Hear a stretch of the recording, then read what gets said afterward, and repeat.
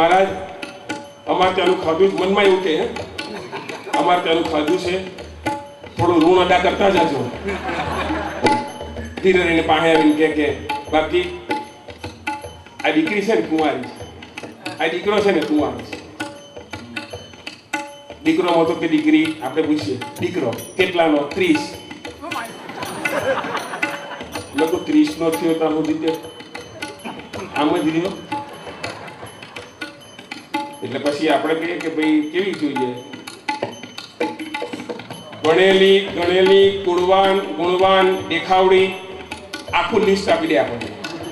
પછી બીજે વર્ષે આપણે નેતા જઈએ એટલે ઉઘરાણી કરે. બાપજી પેલું ગોધી લાવ્યા લે કે ભાઈ હું આ ધંધો કરું છું કે મેં કોઈ 30 ની તો મળે એવી નથી, 15 ની 2 લઈ જાઉં. પણ તો નહીં મળે તો શું કરે યાર? તારે મેળ કરવો ને.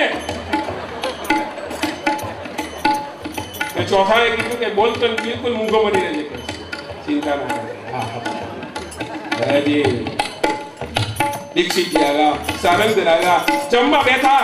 જમીને ઉઠીને ગાડી જગ્યાએ જ્યાં બેઠા અને ત્યાં પેલો છોકરો આમ કરી વાંચ્યા કરે. હું અંદર દેખાવડો પણ સારો હોય બાપા, બહુ સરસ દેખાવડો. બધા 3 કરતા સારો, જુદો જ લાગે. વાળ પણ હરખા ઓઢેલા, બહુ સરસ કપડા પણ ઇન્સર્ટ. દીક્ષિતજી નજીક ગયા. બેટા શું ભણો, શું વાંચો છો? એટલે પેલા કહ્યું કે કોરા વાંચું કે લખેલા. એમાં પકડાઈ ગયો કે આને તો કાંઈ નથી આવડતું.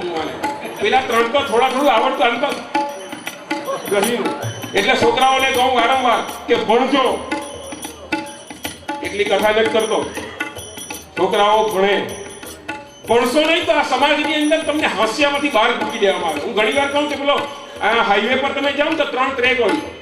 જે ધીરી ગાડી ચાલવાની હોય ને તે સાઈડ પર હોય, ને ફાસ્ટ ચાલવાની હોય તે બીજા 2 ટ્રેક પર ચાલતી હોય. એમ તમે ભણશો નહીં, તમારી જગતમાં ઇજ્જત ના થશે, તમને કોઈ યાદ નહીં કરશે, તમને કોઈ બોલાવશે નહીં. એટલે કહું છું ભણજો.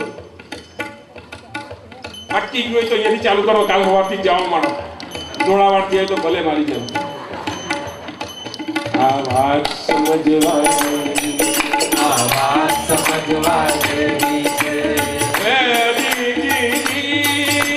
દીક્ષિત પણ હવે ચાલ્યો ઉડીને. ચોથે ઘેર આવ્યા, 5મે ઘેર. હજુ આપણે ત્રોસો જોવાના છે. આ કેટલામું ઘર ચાલે? અઠવાડિયું તો આમ જ ચાલવાનું, જોવામાં જ. લગનની જગ્યાએ રહેવાના. સુનિએ સાહેબ 5મી જગ્યા પર આવ્યા. ચશ્મા કાળા પહેરેલા, એકદમ કાળા ચશ્મા. દીક્ષિતજી સારંગધર આવ્યા, જમ્યા, ઉઠ્યા. શું ભણે? ઇંગ્લિશમાં વાત કરવા મળ્યો, સંસ્કૃતમાં વાત કરવા મળ્યો. છોકરો હોશિયાર લઈ ગયો. એની આઈક્યુ બરાબર જબરજસ્ત હતી. દીક્ષિતને થયું કે અહીંયા લગ્ન કરી દેવા જેવા છે. એ શ્રીફળ પેલા જોડીમાંથી તળતો જ હતો. આપી દઉં શ્રીફળ કરીને. અને ક્યાં વિચારે કે ચશ્મા કાઢીને જોવા તો દે. અને સાહેબ એ હાચો પડ્યો. જેવા ચશ્મા કાઢ્યા, આમ ત્રાહી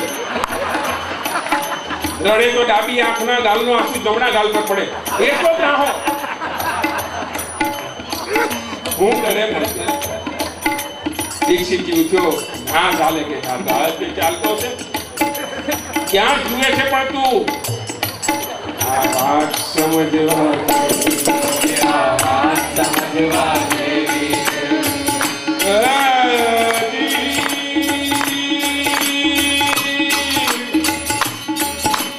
દીક્ષિત પણ હવે ચાલ્યો અંતરમાં અકળાયો.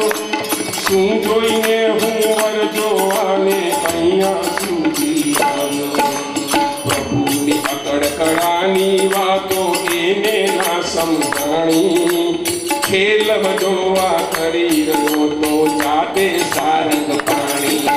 આ વાત સમજવા જેવી છે, આ વાત समझवा देवी से।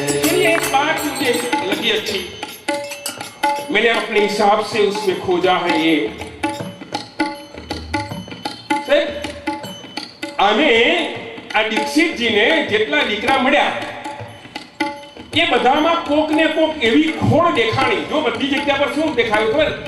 દેખાણી શબ્દ દેખાય છે એવું શબ્દ લખવામાં આવ્યો સંતો દ્વારા. એટલે મને એવું થયું, અને અહીંયા અનુસંધાન મળે છે કે આ બધું નાટક કોણ કરી રહ્યું હતું, કળા કોણ કરી રહ્યું હતું? જાતે સારંગપાણી. એટલે પેલા દીકરા તો બરાબર જ હતા, સાંભળી લો, દીકરા બરાબર જ હતા, પણ ભગવાનને આનું લગન સામળસા હારે કરવું હતું. પરિણામે દીક્ષિતજીને કોઈ કાળો દેખાયો, કોઈ આંધળો દેખાયો, કોઈ બાળો દેખાયો, કોઈ બેરો દેખાયો, કોઈની જીભમાં ગડબડ, બાકી કોઈના દીકરા એવા હોય જ નહીં સાહેબ. એમ કહું બધાના વાહા ખાબડો, એવા દીકરા નહીં હોઈ શકે. પણ આ મારું સંશોધન કે આવું હોઈ શકે. જેવી રીતે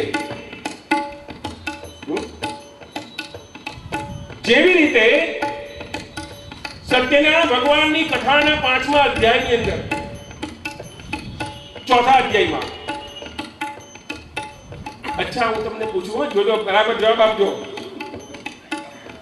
સત્યનારાયણ ભગવાનના અધ્યાયની અંદર 3જા અધ્યાયમાં કોની વાર્તા આવે છે?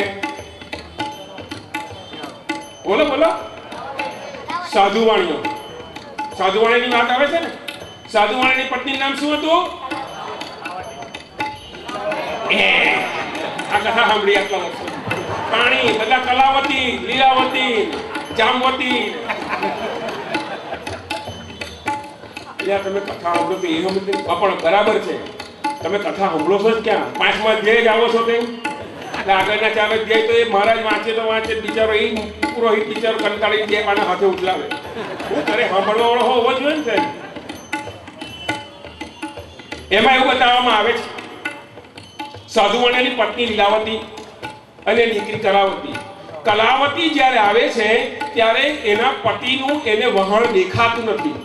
સાંભળી લો, એના પતિનું વહાણ એને દેખાતું નથી. અન્યને તો દેખાતું જ હતું, બીજાને દેખાતું હતું, પણ પ્રસાદ જેણે નથી લીધો એને નહોતું દેખાતું.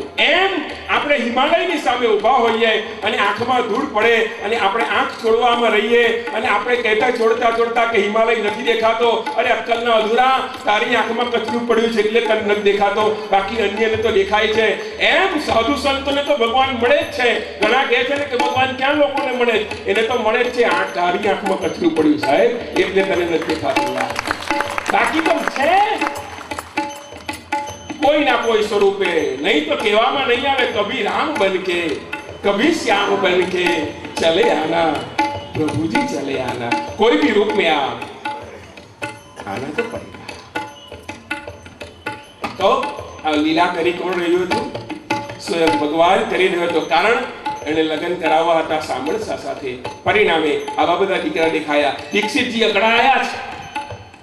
એ બ્રાહ્મણનો દીકરો વિચાર કરે છે કે કરવું કેમ. એટલે એક નાના બાળકને બોલાવી કહ્યું કે હું જ્યારે આ લોકોની સાથે ભેળો બેઠો હોઉં ના ત્યારે તારે આ ચિઠ્ઠી આપવાની. એ બાળકને આ દીક્ષિતજીએ ચિઠ્ઠી લખીને આપી. એમાં લખ્યું હતું, કમસૂન જલ્દી આવો, લિખિતન વરન મહેતા. તાર આવ્યો. સારંગર જોડે દીક્ષિતજી વાત કરતા હતા અને એવામાં પેલો બાળક આવ્યો. બાળકે ચિઠ્ઠી આપી કે આ દીક્ષિતજી કોણ? હા હું. ચિઠ્ઠી આવી તમારા માટે. વાંચ્યું. સારંગરને બતાવી, જુઓ મદન મહેતા મને હમણાં બોલાવે છે, મારે જવું પડે. તો મૂર્તિઓ, બાપજી એક કામ કરો, તમારા ગામના 300 મૂર્તિયા જે છે ને એ બધાને મેદાનમાં ઊભા રાખો. હું ઉપરથી એકવાર ફરીથી જોઈ લઉં, મને સંતોષ થાય એટલા માટે કહું છું. અને બીજે દિવસ કહે છે કે સવારે બધા 300 કુંવારાઓને ઊભા રાખવામાં આવ્યા અને ઉપરથી આને દ્રષ્ટિપાત કર્યો. એક પણ દીકરો આને યોગ્ય નહીં લાગ્યો અને પગે લાગી અને દીક્ષિતજીએ માફી માંગી અને જ્યાં નીકળતો હતો અને ત્યાં સારંગર અને અન્ય નાગરોએ કહ્યું કે હવે આને ઊંધા પાટે ચડાવો. એટલે કહ્યું કે બાકી અમારા દીકરા જોયા પણ હજુ એક દીકરો જોવાનો બાકી છે. કે કોણ? એના ઘરે જાઓ. સમૃદ્ધ ખાનદાન છે સાહેબ. એ સમયે રામ માંડલિકનું રાજ હતું જુનાગઢની અંદર. રામ માંડલિકના રાજની અંદર નરસિંહ મહેતાનો ભાઈ બંસીધર એ થાણેદારની નોકરી કરતો. એ સમયમાં થાણેદાર એટલે બહુ મોટી પદવી ગણાતી. રાજનો થાણેદાર ની નોકરી. કુંતાડે, રામ માંડલિકની પત્ની રાણી કુંતાડે, જ્યારે નરસિંહ મહેતા ઘર છોડીને જાય છે, હેરાન થયો છે નરસિંહ અને જગતને નહીં કહ્યું, ભગવાનને કહ્યું અને ઘર છોડીને રાત્રે જાય છે. સાથે માણેક બેટી છે. ચામરસા છે અને જાય છે ત્યારે એક બીના બને છે. બીજે દિવસે સવારે કોકે આવીને કહ્યું કે બાપજી, નરસિંહ મહેતા આપ છો ને? હા. તમારી ભક્તિ ભાવ જોઈ કુંતાને એ નરસિંહને બહુ પ્રેમ કરતા. પ્રેમ એટલે ભક્તિ વાળો. એ સવારે ફેરી, પ્રભાત ફેરી કરે, કુંતાને ઝરૂખામાં બેસીને સાંભળે. રા માંડલિક એનો પતિ પણ આવે અને બે ચર્ચા કરે અને નરસિંહની વાતો કરે, આ પ્રમાણિકતાની વાતો કરે, ભક્તિની વાતો કરે. પ્રભાતે સાંભળી અને કર્ણ એના અતિ તૃપ્ત થતા.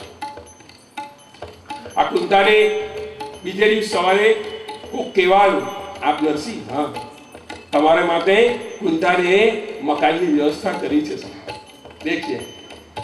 અને એમ કહેવાય છે કે દામાકુંડ પાસે, જુનાગઢની અંદર દામાકુંડ પાસે નરસિંહ મહેતાને રહેવા માટે કુંતાને મકાન આપ્યું.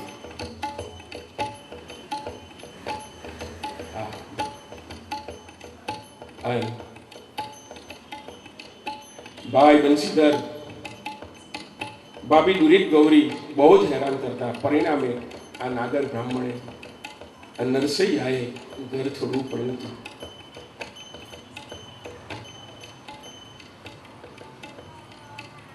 કંટાળી ગયા.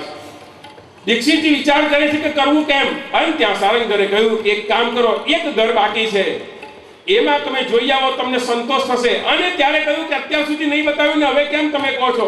કે છે આ નાગરી નાકનું નાક છે. સારંગધરે કહ્યું કેમ? એને ઊંધે પાતે ચડાવવો હતો એટલે. દીક્ષિતજી બધાના ઘર જોયા, એક ઘર જોઈ આવો. અને કહ્યું, અરે જોઈ આવો, જોઈ આવો, એક ઘર જોઈ આવો, જોઈ આવો, જોઈ આવો, એક ઘર જોઈ આવો. અને પાછળ ના થાય પસ્તાવો, એક ઘર જોઈ આવો. અને પાછળ ના થાય પસ્તાવો, એક ઘર જોઈ આવો. ભાઈ, ગરમીનું વાતાવરણ છે અને તમારી બાજુવાળાને તમારે પવન નાખવો હોય તો આ પદ્ધતિ સારી છે. જોર જોરથી તમે તાળી પાડો એટલે તમારી બાજુવાળાને પવન આવે, અને તમારી બાજુવાળો જોર જોરથી તાળી પાડે એટલે તમને પણ પવન આવે. જો ભૂલથી વધારે જોરથી તાળી નહીં પાડી દેતા, નહીં તો બાજુવાળાને